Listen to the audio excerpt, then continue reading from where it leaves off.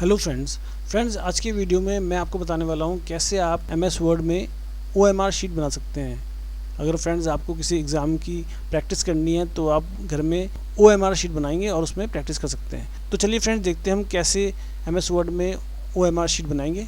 तो फ्रेंड देखिए, जैसे मेरे सामने वर्ड डॉक्यूमेंट ओपन हो रखा है फ्रेंड, आपको क्या करना है, आपको इसमें सबसे पहले लेआउट में जाना है और लेआउट में जाने के बाद आपको यहाँ पर देखिए कॉलम का ऑप्शन आपको मिलेगा, आपको इस पर क्लिक करना है और इसमें क्लिक करने के बाद आपको यहाँ पर जो 3 लिखा है आपको इसमें क्लिक करना है और इसके बाद आपको यहाँ पर एक कोड लिखना है जो मैं आपको बताता हूँ।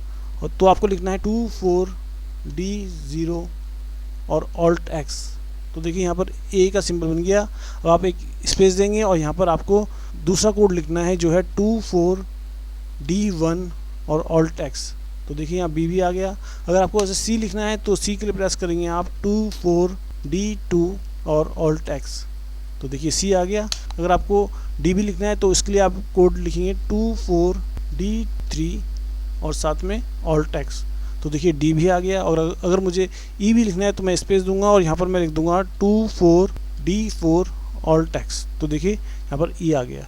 और अब आपको क्या करना है, आप इसको सिलेक्ट करेंगे और साथ में जो होम में आपको नंबरिंग मिलेगा आपको इसमें क्लिक करना है। तो देखिए यहाँ पर 1 लिखा आ गया।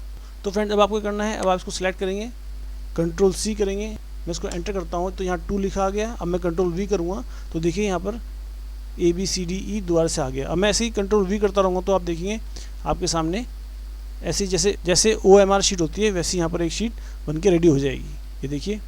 तो फ्रेंड देखिए कितनी आसानी से मैंने इसमें OMR शीट रेडी कर दी है।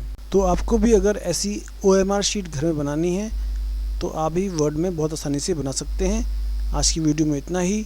Thank you so much. अगर आपको मेरा वीडियो पसंद आया तो लाइक, शेयर और सब्सक्राइब करना ना भूलें।